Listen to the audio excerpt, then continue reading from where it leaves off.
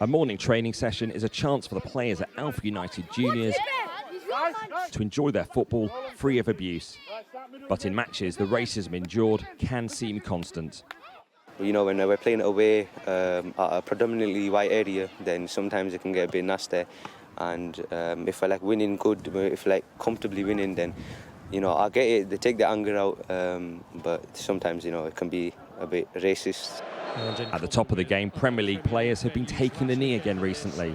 The important message that there is no room for racism. But for this grassroots team in Bradford, those powerful messages aren't producing the change desired, with more protection for victims of racism. We called West Riding FA at that point and said, look, we're going to go off. They told us to continue. We said, look, we don't want to continue because of what is going on. We said we'll report it the light channels. We went off, and then there was a lot of slurs, bad language towards our kids as well as me as a coach. This is just one grassroots club out of thousands. The season's only just begun and the abuse has begun. The racism being experienced by these kids at games is a trauma that they feel the authorities are just not acting on. You seem to have lost confidence in the system. Yeah, 100%. I think it is a lack of confidence after doing it for many years, over the last 10 years, and nothing gets done.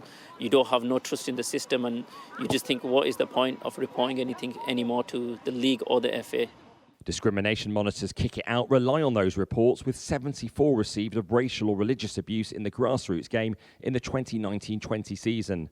There were still 66 cases the next season despite lockdowns. And 109 cases were investigated last season, almost 70% of all forms of discrimination reporting.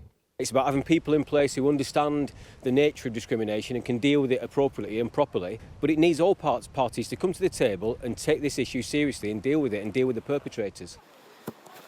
Alpha United Juniors, winners of a Queen's Award for Voluntary Service, want assurances their county FA will rigorously act against abusers, despite West Riding officials telling us they take all forms of discrimination seriously. It can make you drop your head sometimes, but you just need to keep strong, and, you know, it can really hurt you sometimes, and you might feel like, well, what have I done? I'm just playing football, doing what I love, but it's just people take the anger out on you, and you just have to keep your head up. Yes. It's a frustration that troublingly resonates across grassroots football. Rob Harris, Sky News, Bradford. And while the West Riding FA was unable to provide a specific response to the concerns of Alpha United Juniors, they have sent the following response. At West Riding FA, we treat all allegations of discrimination with the utmost importance as we strive to have a game free from discrimination. We would urge that anyone that's a victim of discrimination should contact us so that we can investigate fully.